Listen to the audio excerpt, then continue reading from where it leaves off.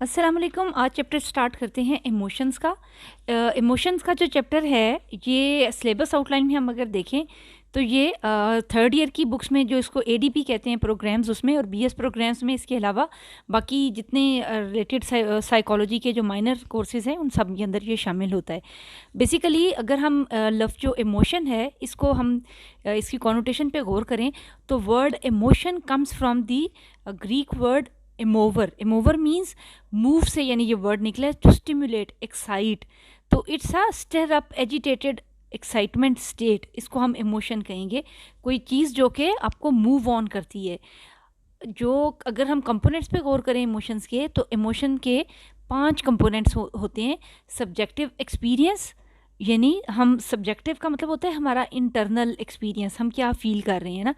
Internal bodily responses, हमारी body कैसे react कर रही है। कॉग्निटिव अप्राइजल, हम उसके बारे में सोचते क्या हैं। फेशियल एक्सप्रेशन हमारा, एंड रिएक्शन फिर उसके बाद हम क्या देते हैं, यानी आउटवर्ड बिहेवियर। तो बेसिकली एक हमारा आउटवर्ड बिहेवियर और फेशियल एक्सप्रेशन ऐसी चीज़ होती है जो कि आउटपुट की फॉर्म में हमें नज़र आता है। बाकी जो तीनों चीज़ें हैं, कॉग्निटिव अप्राइजल और बॉडीली रिस्पॉन्सेज और सब्जेक्टिव एक्सपीरियंस, ये समहाउ हम इंटरनली महसूस करते हैं। इमोशन की डेफिनेशन क्या होगी? Emotion is a complex pattern of changes including physiological arousal, feelings, cognitive process and behavioral reactions which are shown by an individual after perceiving the situation, whether it is personally significant in some way or not. This physiological arousal include neural, hormonal, visceral and muscular changes. अब मैं थोड़ा इसको explain करती हूँ। ये याद रखना है कि इमोशन के अंदर जो ये 4-5 कंपोनेंट्स हैं ना, ये हमेशा शामिल रहेंगे। और आगे हम जितनी भी थेरीज़ के ऊपर बात करेंगे उनमें इन कंपोनेंट्स के आगे या पीछे होने के ऊपर बहस है कि पहले क्या आया। ये ऑलमोस्ट उससे मिलती जुलती बहस है कि अंडा पहले आया कि मुर्गी पहले आई। तो इसी तरह से यहाँ पर भी यही बहस होगी कि जिस तरह फिजियोलॉजिकल अराउजल हमारी बॉडी पहले रिएक्ट कर रही है या हमारी फीलिंग्स ज़्यादा पहले आ गई हैं, फील कर रहे हैं तो हम इमोशनली स्टिर अप हो रहे हैं, या इमोशनली स्टिर अप हो रहे हैं तो हम कुछ फील कर रहे हैं। तो इस तरह की ये बहस होगी। सारी जो इमोशन की थेरीज हम पढ़ने लगे हैं वो तकरीबन इसी बहस के नतीजे में होंगी। इसीलिए यहाँ पर ये जो लफ्ज़ आया ना कि it includes physiological arousal, feelings, cognitive processes and behaviour, ये 4 चीज़ें जो है ना 1 2 3 4 ये याद रखनी है। ये चारों आपने इसकी डेफिनेशन के अंदर ऐड करनी है और आगे हमारी थेरीज भी इसी के ऊपर बेस होने वाली है। उसके अलावा ये जो फिजियोलॉजिकल अराउजल किस किस्म का होगा? Physiological arousal, how our body reacts to a situation. Neural, जो न्यूरोट्रांसमीटर्स हैं हमारे। हार्मोनल, हमारा एंडोक्राइन ग्लैंड्स और जितना हार्मोनल सिस्टम है वो कैसे रिस्पॉन्ड करता है। वेजरल, ओवरऑल बॉडीली रिएक्शंस कहेंगे स्पेशली स्किन से रिलेटेड। एंड मस्कुलर चेंजेस, ठीक है, हमारे जो गुस्सा आता है तो हमारे मसल्स कैसे रिएक्ट करते हैं, हैप्पीनेस में कौन से मसल्स ट्रिगर करते हैं। तो इस तरह से हमारी जो मुख्तलिफ मूवमेंट्स हैं बॉडी की, क्योंकि ये आपको पता चला कि इमोशन बेसिकली वर्ड ही मूवर से निकला है या मूवर से निकला है कि स्टिर अप करना या कोई किसी चीज़ को जोश दिलाना। तो ये सारी उसी के अंदर चीज़ें आएंगी। अब हम सीधा आ जाते हैं ज़रा थेरीज़ के ऊपर। अब डेफिनेशन जहन में रखनी है कि 4 कंपोनेंट्स पर मुश्तमिल हुआ करती है। थेरीज ऑफ इमोशन जिस तरह यहाँ पर है, emotions are built from interplay of physiological arousal, expressive behaviour and conscious experiences. Interplay, इनकी आगे पीछे होने को। This is the controversy all over this interplay, कि क्या चीज़ पहले आई है। ठीक है, तो अब हम इन्हीं सवालों के ज़रा जवाब देते हैं। जो सबसे बेसिक थेरी है हमारे पास, सबसे पुरानी इमोशंस की, वो है James Lange theory of emotion. अच्छा, जितनी भी थेरीज़ हैं इनमें ये जो नेम्स हैं ये रिसर्चर्स के नेम्स हैं जिन्होंने इनके आइडियाज़ के ऊपर काम किया। उन्हीं के नेम्स के ऊपर ही हमने थेरीज़ का नाम रख दिया। वह विलियम जेम्स है और कार्ल लैंग नाम है, जो दोनों जो रिसर्चर्स थे। अच्छा, इस थेरी का चंक क्या है? इस थेरी का चंक ये है, अब ये 4 चीज़ें जहन में रखनी है कि there will be some outer stimulus, perceived stimulus. It will produce physiological arousal, we will experience emotion and we will show some behavior. ठीक है, ये 4 चीज़ें ही तो हैं इनका आगे पीछे। तो इनका ये मानना है कि फिजियोलॉजिकल अराउजल की वजह से इमोशन एक्सपीरियंस होता है। अगर हम इसको फाइट और फ्लाइट मैकेनिज़्म में देखें, फाइट और फ्लाइट मैकेनिज़्म की एक सिचुएशन है जिसके बाद हमने भाग खड़े होना है या मुकाबला करना है। मसलन परसीव्ड स्टिमुलस है कि आपने अपनी बाहर घर से निकले तो आपने एक डॉग देखा है जो आपको बड़ा फ्यूरियस लग रहा है, बड़ा गुस्से में लग रहा है। आप खौफ, आपकी जो बॉडी है, आपके पसीने छूट गए हैं, आपको माथे पे पसीना आ गया, आपके मसाम खड़े हो गए हैं, आपकी हार्ट बीट तेज़ हो गई है, और आप को जो एक तरह से जो पूरे बॉडी आपकी जो है रिस्पॉन्ड कर रही है। इमोशन एक्सपीरियंस क्या किया? फियर का। तो बेसिकली फिजियोलॉजिकल अराउजल हुआ, जिसके नतीजे में आपने फियर एक्सपीरियंस किया। आप एकदम से वहाँ सिचुएशन को ख़त्म करने के लिए दोबारा घर के अंदर दाखिल हो गए, भाग खड़े हुए। तो ये बिहेवियर है, जो आउटवर्ड बिहेवियर है, ये 4 चीज़ें हैं। तो जेम्स लैंग थ्योरी इंपॉर्टेंस देती है फिजियोलॉजिकल अराउजल को, that we experience emotion due to our physiological arousal. अच्छा, यहाँ पर मैं थोड़ा इसको रीड भी कर देती हूँ। Our experience of emotion is the awareness of physiological response to emotion arousing stimuli. तो जो इमोशन अराउजिंग स्टिमुलाई है, उसके बारे में जब हम अवेयर होते हैं तो फिजियोलॉजिकल रिस्पॉन्स होता है, जिसके बाद हमें कोई भी एक एक्सपीरियंस होता है इमोशन। अच्छा, जिस तरह से कि हम ये समझते हैं कि जब हम रोते हैं, यानी टीयर ग्लैंड्स वगैरह हमारे होंगे तो हम सैड महसूस करेंगे, हमें स्वेटिंग होगी तो हमें लगेगा कि हम गर्मी महसूस कर रहे हैं, हम किस तरह से हों तो हमें लगता है कि हम खौफजदा हो रहे हैं। तो इस तरह हमारी जो बॉडी है वो जिस तरह से रिएक्ट करती है, उसी तरह से हम इमोशन एक्सपीरियंस करते हैं। आगे उससे रिलेटेड 2 एग्जांपल्स हैं, कोई एक एग्जांपल आपने इसमें से याद कर लेनी है।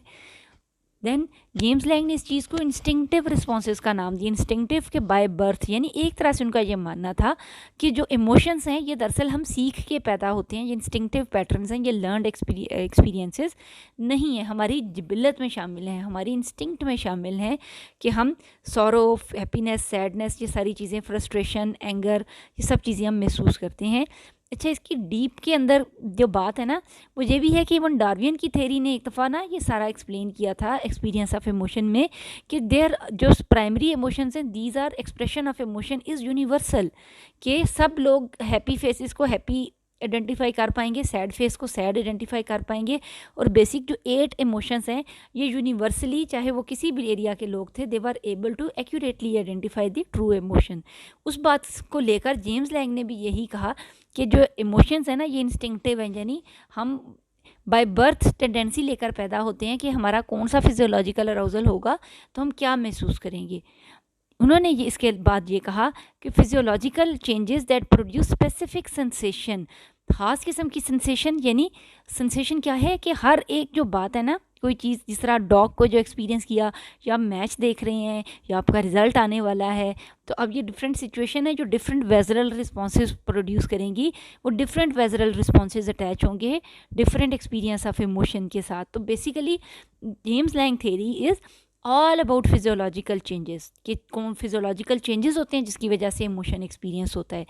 तो जो सेंसेशंस का इंटरप्रेट है ब्रेन का, वो इमोशनल एक्सपीरियंसेस को ट्रिगर करता है। अच्छा, अब हम थोड़ा सा ना आते हैं इसकी, ये सारा मैंने आपको इक्वेशन बता दी है इसकी। आपने बेसिकली इमोशन की डेफिनेशन लिखनी है, थेरीज़ के नाम लिख देने हैं, जेम्स लैंग थेरी की सारी एक्सप्लेनेशन, एक एग्जांपल शेयर कर लेनी है, और उसकी इंस्टिंक्टिव रिस्पांस एक हेडिंग बनानी है अलग से। इधर हम हेडिंग बनाएंगे इंस्टिंक्टिव रिस्पांस की, क्योंकि इंस्टिंक्ट्स को इन्होंने इंपॉर्टेंस दी है। फिर हम इक्वेशन लिखेंगे। हर एक थेरी का क्रिटिसिज्म इंपॉर्टेंट है कि इसके अंदर क्या प्रोस और कॉन्स हैं। प्रो सबसे बड़ी बात यह है कि जेम्स लैंग ने फर्स्ट टाइम एक तरह से इसको साइंटिफिकली एक्सप्लेन करने की कोशिश की, एक्सपीरियंस ऑफ इमोशन को, और एक तरह से बॉडी फिजियोलॉजी और बॉडी केमिस्ट्री को शामिल किया एक एब्स्ट्रैक्ट नाउन को एक्सप्लेन करने के लिए, इमोशंस को।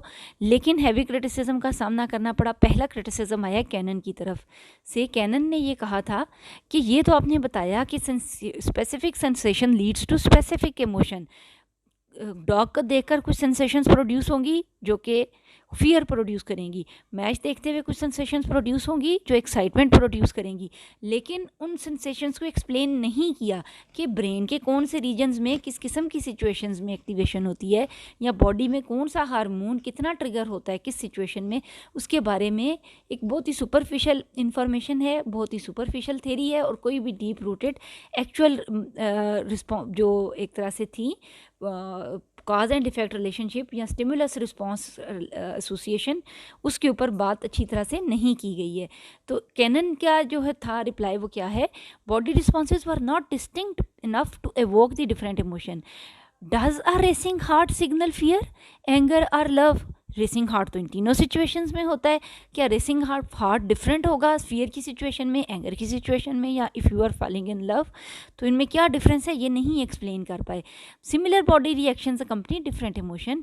If emotions depends on signals from the body, how the brain can separate one emotion from another? Clear हुई है बात? ठीक है, आगे चलते हैं। इसी तरह से heart rate, respiration, body temperature occur too slowly. Emotion तो हम बड़ी जल्दी एक्सपीरियंस करते हैं, एकदम से अभी बात मुंह में होती है और आधी चीज़ हो रही होती है, और it's like a reflex section जो इमोशन है ना। लेकिन जो आप बता रहे हैं तो फिजियोलॉजिकल अरोजल तो आहिस्ता आहिस्ता होता है। जैसे इवन हमें रिफ्लेक्स सेक्शन में भी पता है कि हम गाड़ी तेज़ी से आ रही है और हम जंप पहले कर लेते हैं और बाद में हमारा दिल धड़कना शुरू होता है और हम होश में आते हैं कि हुआ क्या है। उससे पहले हमारी बॉडी रिएक्ट कर चुकी होती है, हमें सेव कर चुकी होती है, या हम हार्ट सरफेस को टच करते हैं और एकदम से हमारा हाथ विदड्रॉ हो जाता है और बाद में हमें जो हॉटनेस है उसकी वो फील होती है, उससे पहले हमारा हाथ विदड्रॉ कर गया होता है। तो आपको पता है कि रिफ्लेक्स एक्शंस कितनी तेज़ी से काम करते हैं जिन्होंने बायोलॉजी पढ़ी हुई है। तो अब ये भी एक मैकेनिज़्म था, इससे भी ये समझ नहीं आती है कि ये तो इतना स्लो नहीं है, तो ये कैसे हुआ। उसके बाद ये है कि arousal of one emotion is much the same as another. तकरीबन अगर हमने खुद से बायोलॉजी के ऊपर गौर भी किया तो फिजियोलॉजिकल चेंजेस जो है ना वो बड़े लिमिटेड हैं स्टिल, उनमें बहुत ज़्यादा वेरिएशन नहीं है, इतनी ज़्यादा वो आपस में मिलते जुलते हैं कि ये डिस्टिंग्विश करना बड़ा मुश्किल है कि एक रेसिंग ऑफ हार्ट किस चीज़ से रिलेटेड है और दूसरा किस किस्म का है।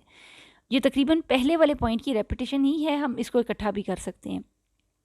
बेसिकली एक क्रिटिसिज्म कैनन वाला ऐड होगा और दूसरा ये होगा कि जो physiological responses occur too slowly, ठीक है, ये दूसरा पॉइंट होगा।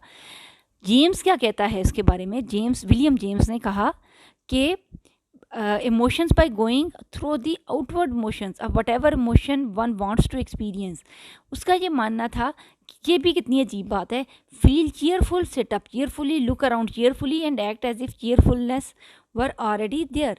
कि अगर हम जो इमोशन है ना, ये दरअसल हमारे इनसाइड से भी ज़्यादा आउटवर्ड एक्सप्रेशन है, यानी उसने इस चीज़ को एक बिहेवियर में शामिल कर दिया है कि experience of emotion is a behavioural component. ये बाहर नज़र आता है और चूंकि बिहेवियर्स को हम मैनिपुलेट कर सकते हैं तो इमोशन को भी कर सकते हैं।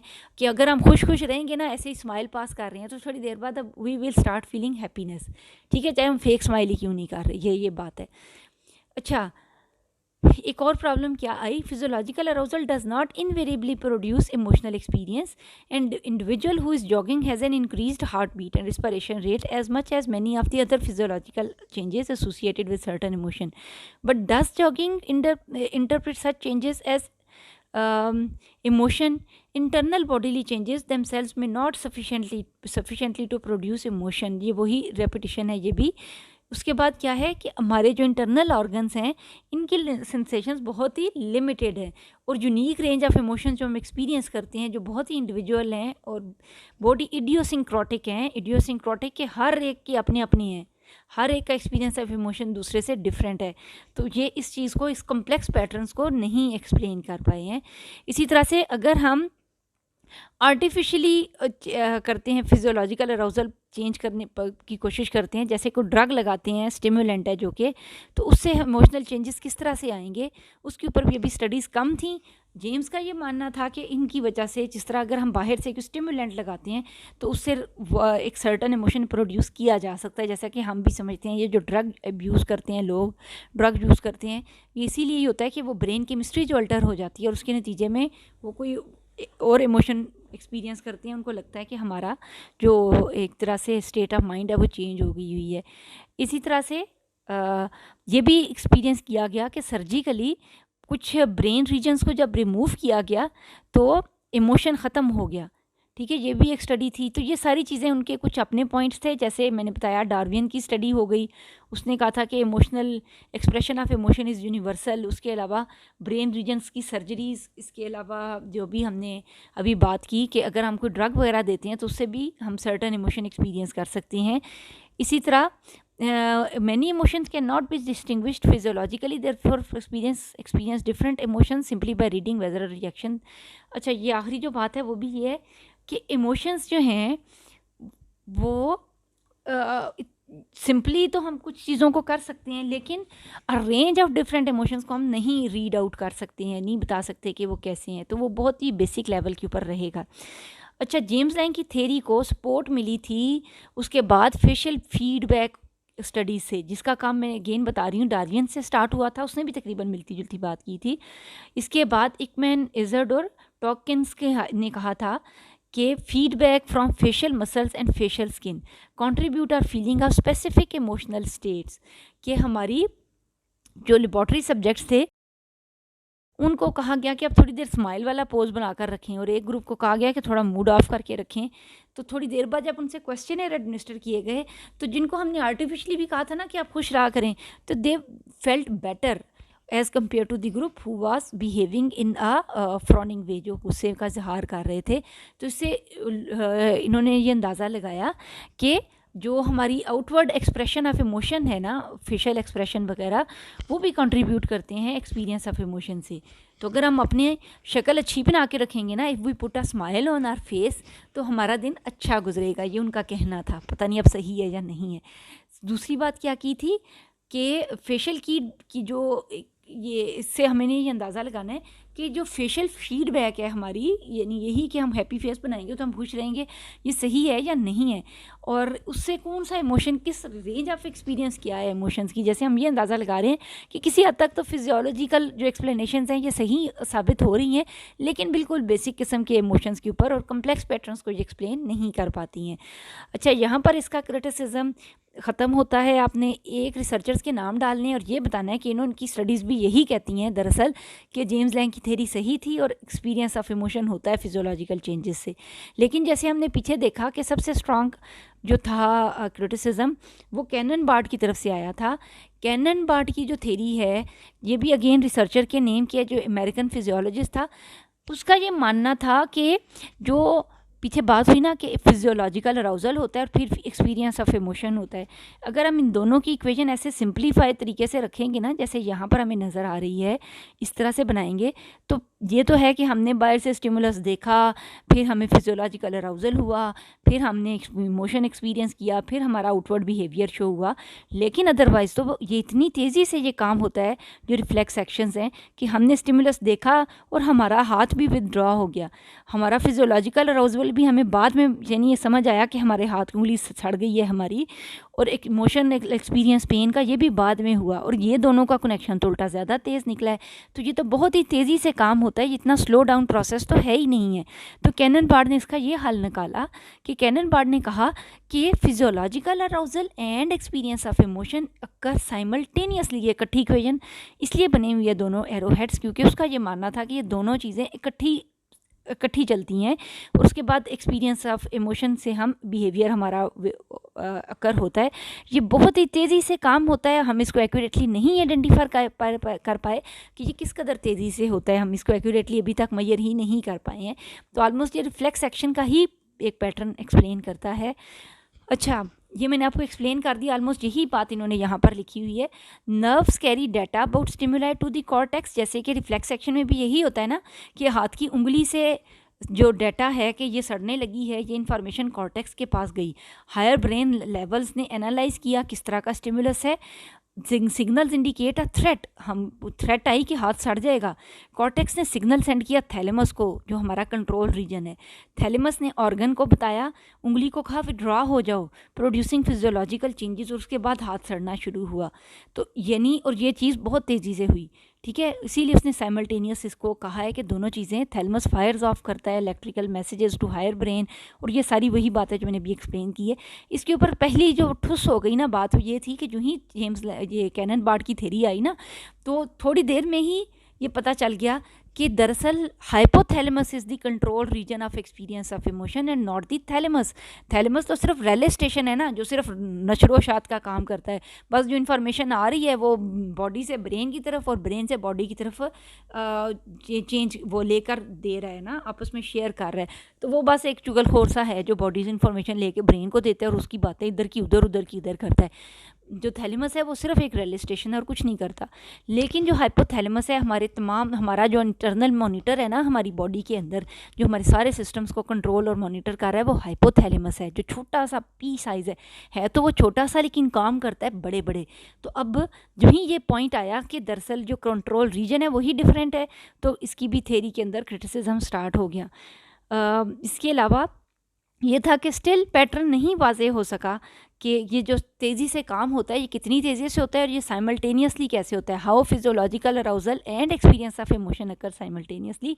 ये जो उसका सेंटेंस था ये सही होने के बावजूद भी पूरी तरह एक्सप्लेनेशन नहीं दे पाया।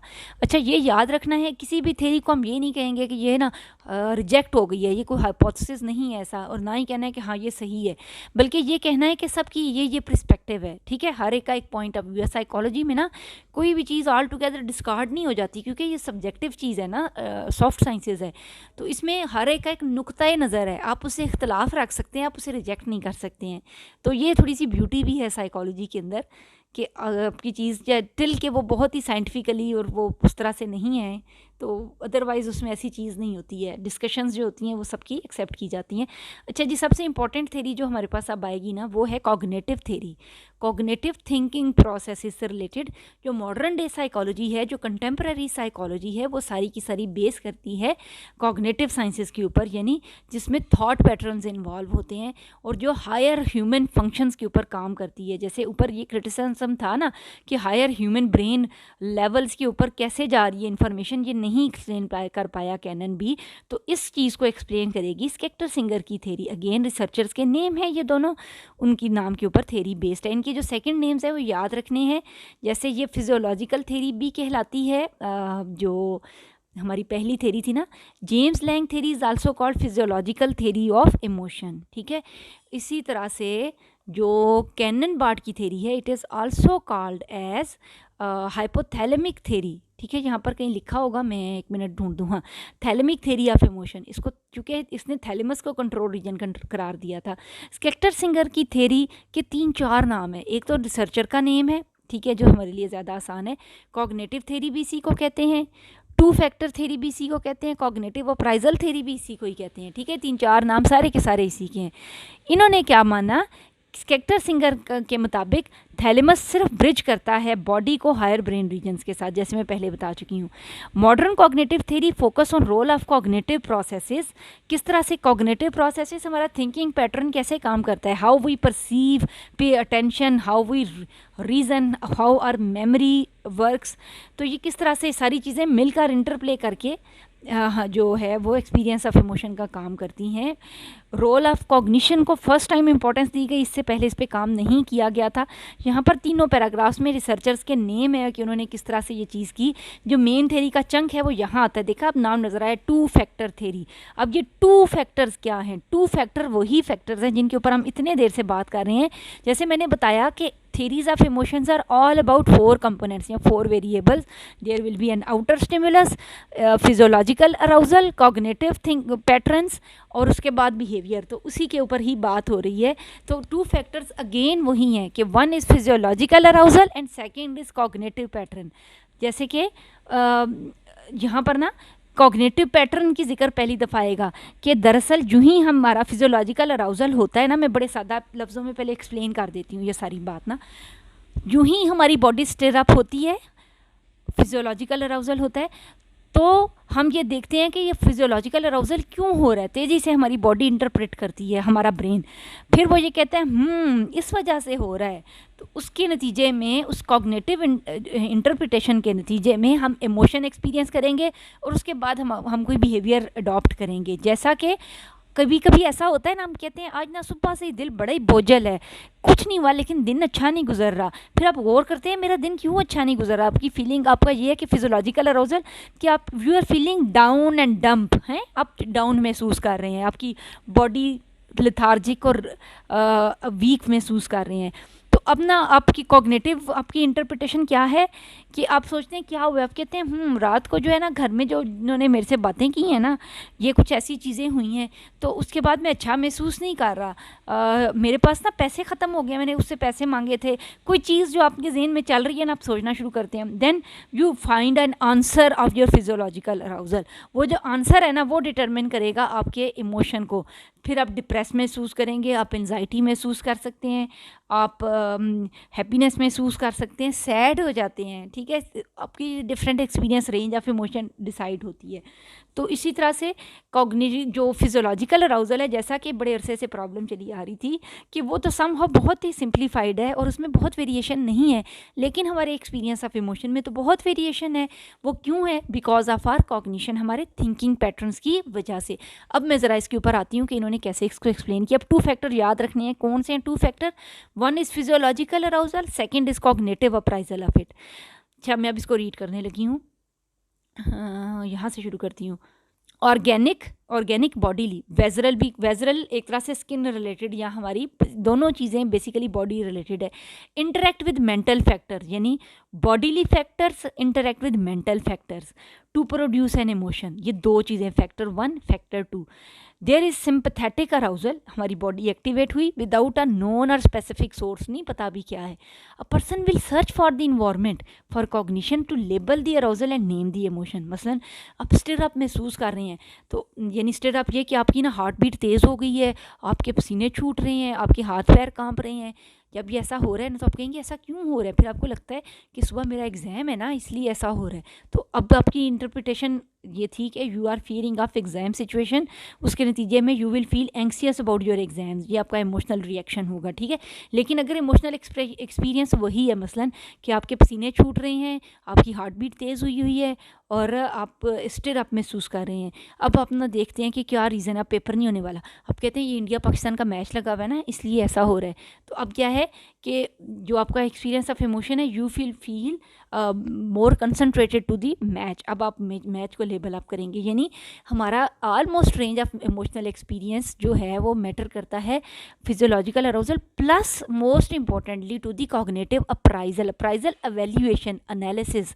हम क्या एनालिसिस करते हैं कॉग्निटिवली कि क्यों हम ऐसा महसूस कर रहे हैं, what the answer we find about our feelings of जो हमारी इमोशनल रिएक्शंस हैं उसके बारे में, कि हमारी बॉडी किस तरह से रिएक्ट कर रही है।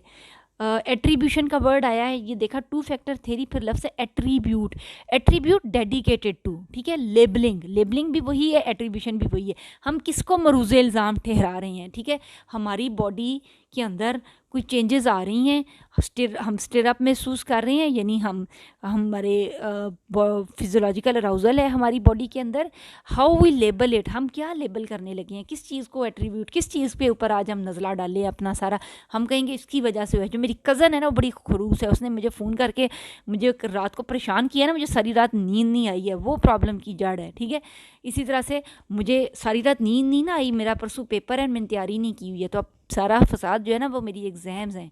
इसी तरह से एक और सिचुएशन होगी कि मुझे सारी रात नींद नहीं ना आई है, ये देखना कि मुझे कहीं शुगर तो नहीं हो गई, मैं अपना कोलेस्ट्रॉल ना चेक कराऊँ, मेरी जो सेहत है ना ये ख़राब रहती है। इस तरह हमने देखो एक ही किस्म के इमोशनल रिएक्शन के लिए 3 अलग अलग इंटरप्रिटेशंस निकाली हैं। तो इस चीज़ को हम लेबलिंग या इंटरप्रिटेशन कहेंगे।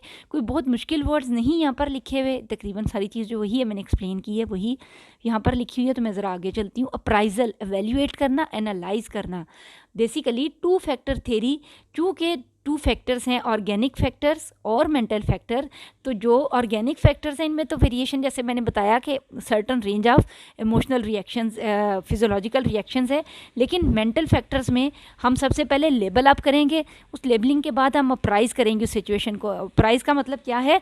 We will decide a flight और फाइट मैकेनिज्म, हम आंसर्स ड्रॉ करेंगे। मसलन अब हमें क्या करना चाहिए, जिस तरह से हम पीछे जाते हैं, जो हम एग्जाम्पल्स बना रहे थे कि आप घर से बाहर निकले, आपने डॉग देखा, ठीक है। अब हम इस थ्योरी के अकॉर्डिंग इस चीज़ को एक्सप्लेन करते हैं। आप घर से बाहर निकले, आपने एक डॉग देखा, उस डॉग के देखने के से आपको फिजियोलॉजिकल रिएक्शन क्या हुआ? आपकी हार्ट बीट तेज़ हो गई, आपकी जो स्टमक सिक्रीशंस हैं, हार्मोन्स हैं, आपके न्यूरोट्रांसमीटर्स हैं, वो सब रिलीज़ हुए। आपका ऑटोनॉमिक नर्वस सिस्टम की, सिंपैथेटिक और पैरासिम्पैथेटिक नर्वस सिस्टम की जो थी एक्टिविटीज़ वो ट्रिगर हुई। अब आपने कॉग्निटिव अप्राइजल आएगा, अब कॉग्निटिव अप्राइजल आएगा। आप सोचते हैं कि मैं इस काबिल हूँ इस सिचुएशन में कि मैं हेल्प ले सकूँ, मुझे भाग खड़े होना चाहिए, मैं भाग के सेफ हो जाऊँगा, या मैं कोई और करूँ, कुछ करूँ। आपको ये लगता है कि नहीं, मैं ऐसी जगह खड़ा हूँ जहाँ से एस्केप मुश्किल है। आपके पास एक डंडा पड़ा हुआ है, आप एकदम से हाजिर दिमागी से वो डंडा उठाते हैं और उसको डराने की कोशिश करते हैं। तो with the cognitive appraisal you will decide either you will fight with the situation और you will flight from the situation. तो हम हमेशा, हमारा ब्रेन बड़ी तेज़ी से, बड़ी छोटी छोटी सिचुएशंस में भी तेज़ी से इंटरप्रिटेशंस निकाल रहा होता है कि हमें इस सिचुएशंस में किस तरह से रिएक्ट करना चाहिए। मसलन एक कार हमें लगने लगी है, हम एकदम से फियर और टेरर महसूस कर रहे हैं, तो अगर हमें ये लगता है कि ये कार एक रोलर कोस्टर राइड का हिस्सा है, तब हम उसे एंजॉय करते हैं और वही इमोशन ऑल टुगेदर वही सिचुएशंस में चेंज हो जाता है, क्योंकि हमारी इंटरप्रिटेशन जो है वो उसके बारे में बदल गई हुई है। Observation suggest that cognitive appraisals are often sufficient to determine the quality of experience. Quality of emotion would be determined by the appraisal of situation. ठीक है, अब ये सारी वही बात है जिसको हम पहले कर चुके हैं कि क्लासिकल, इसके बाद ना एक्सपेरिमेंट्स की रेंज ऑफ एक्सपेरिमेंट्स थे जो स्केक्टर एंड सिंगर ने किए। एक आध एक्सपेरिमेंट नहीं है, मल्टीपल एक्सपेरिमेंट्स हैं। उनमें से एक जो हमारी बुक में शामिल है, मैं सिर्फ वही एक्सप्लेन करती हूँ। इन्होंने क्या किया, स्केक्टर एंड सिंगर ने ग्रुप्स बनाए, 3 ग्रुप्स बनाए। उन एक जो ग्रुप था उनको जो था स्टिमुलेंट इंजेक्शन दिया गया, स्टिमुलेंट जिसकी वजह से बॉडी स्टिर अप हो जाती है। ठीक है, और उनको सही बताया गया कि आपको एक दवाई लगा रहे हैं जिसके नतीजे में यू विल फील स्टिम्युलेटेड। दूसरा जो ग्रुप था उसको मिस इन्फॉर्म किया गया, दवाई लगाई गई और मिस इन्फॉर्म किया गया। उसके बाद जो तीसरा ग्रुप था उनको दवाई भी नहीं लगा, उनको जो था वो दवाई नहीं लगाई गई।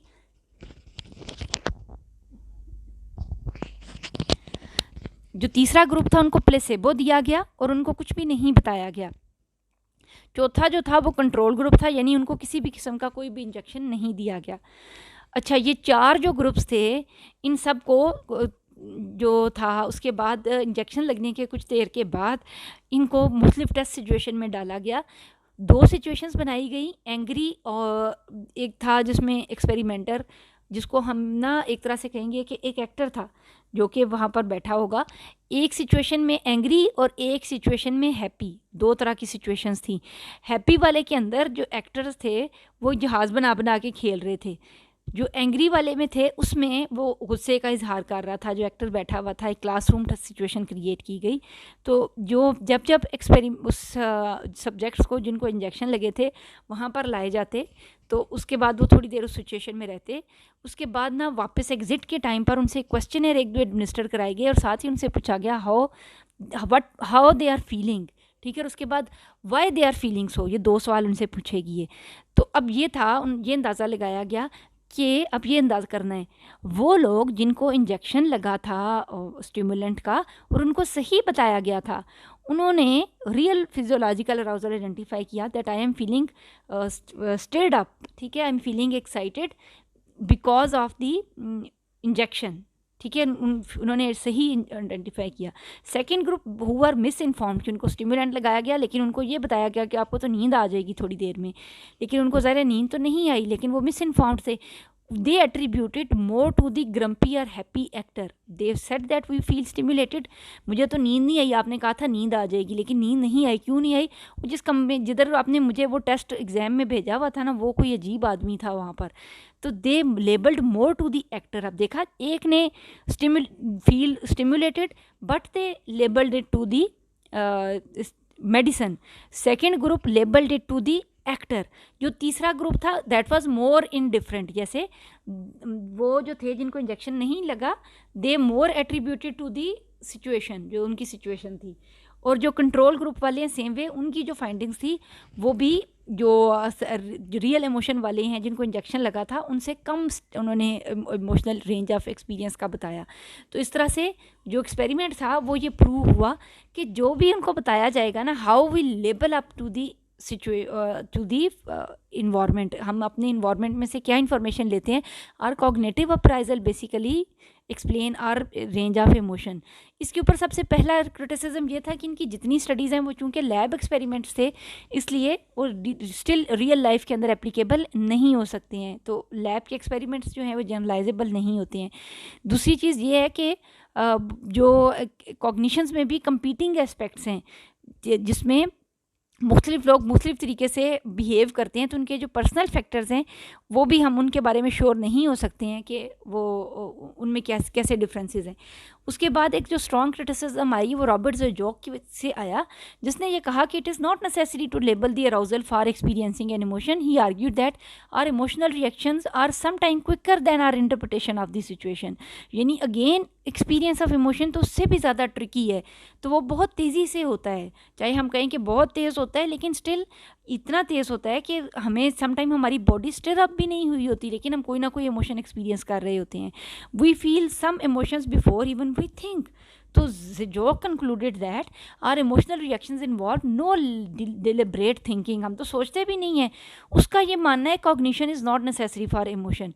तो जो कॉग्निटिव फैक्टर है वो भी इंपॉर्टेंट नहीं है। Sometime we do not think even and still we experience emotion. तो इसके बाद रिचर्ड लेज़ारस की भी क्रिटिसिज्म आया। उसका भी ये मानना था कि इतनी ज़्यादा इन्फॉर्मेशन है हमारे पास, ये आलमोस्ट उसका जो लेज़ारस का आंसर है ना, ये ज़ेजोक के लिए है कि ऐसा नहीं है कि जो थिंकिंग है उसके बगैर ही इमोशन होता है, बल्कि उसका ये मानना है कि जो थिंकिंग है ना, ये भी इतनी ज़्यादा कॉवर्ट वे में हो रही होती है, इतनी अंदर there is some unconscious thought, कोई ना कोई थाट होता ज़रूर है, लेकिन हम कॉन्शियसली अवेयर नहीं होते हैं। लेकिन वही चीज़ अंदर ही अंदर हमें पिस ऑफ कर रही होती है, हम खुद भी उसके बारे में अवेयर नहीं होते हैं। इसलिए ऐसा नहीं होता कि कॉग्निशन हो ही ना, थिंकिंग हो ही ना, कोई थॉट पैटर्न हो ही ना, बल्कि it can be covert and it can be overt. तो बेसिकली इस किस्म के इमोशंस जिसके बारे में sometimes emotions occur even without cognition, वो ऐसा नहीं है, it is due to covert cognition which is unconscious. तो ये उसका एक तरह से आंसर था। He said even instantaneously felt emotions require some sort of quick cognitive appraisal of the situation. Otherwise, how do we know what we are reacting to? The appraisal may be effortless and we may not be conscious about it, but still it functions in the mind. ठीक है, तो इस तरह दोनों का जो conclusion था ना, वो इस बात के ऊपर ये था कि जो सिंपल इमोशंस हैं उनको तो इंटरप्रेट करना आसान है, लेकिन स्टिल इंसान बड़ा ही कॉम्प्लेक्स है, उसके इमोशंस भी बहुत ही कम्प्लेक्स हैं, तो हम एकदम से इन चीज़ों को डिसाइड नहीं कर सकते हैं। आखिर में ना तीनों थेरीज़ का कंक्लूजन है कि कोई भी थेरी सही, राइट और रॉन्ग नहीं है, सब अपना अपना पॉइंट ऑफ व्यू दे रहे हैं। लिखने के लिए आता है तो कैसे लिखना है, अगर आपके पास जेम्स लैंग थेरी आ गई है तो अपना बाकी जो दोनों थेरीज़ हैं ना वो एवेल्यूएशन में डाल देंगे विदाउट हेडिंग बनाए। अगर मिडल वाली थेरी आ जाती है कैनन बार्ड की, तो जो इंट्रोडक्टरी थेरी है ना जेम्स लैंग की, वो आप इंट्रोडक्शन में डाल देंगे विदाउट हेडिंग उसी की बनाएंगे जो सवाल में आया है। और जो पिछली कॉग्निटिव थेरी है, मसलन इस तरह पॉइंट बनाएंगे क्रिटिसिज्म में लिखने के बाद ना, वो एक दो पॉइंट लिखने के बाद अगला पॉइंट बनाएंगे। Cognitive researchers made a huge criticism on Cannon Bard. According to cognitive theorist, cognitive appraisal is important. इस तरह आप स्केक्टर एंड सिंगर का हवाला देंगे और इसका एक या दो पैराग्राफ में आप लिख लेंगे। सेम वे अगर कॉग्निटिव थेरी आती है, ये वाली स्केक्टर सिंगर वाली, तो पहली दोनों थेरीज इंट्रोडक्शन में चली जाएंगी और ये थेरी मेन हेडिंग करके आगे आप इसी तरतीब से लिखेंगे टिल आप कंक्लूजन लिखेंगे। साइकोलॉजी के हर सवाल का जो जवाब है ना, वो कंक्लूजन पे एंड होता है। कंक्लूजन लिखने से ये पता चलता है कि आपने अपना आंसर मुकम्मल कर लिया है। अच्छा सा याद करना है। और इसी तरह से ये जो 3 थेरीज़ हैं ये सिलेबस में आती हैं। मेरे चैनल को लाइक और सब्सक्राइब करना है ताकि मैं आइंदा भी ऐसी अच्छी अच्छी वीडियोस हमेशा आपके लिए बनाती रहूँ। बहुत शुक्रिया।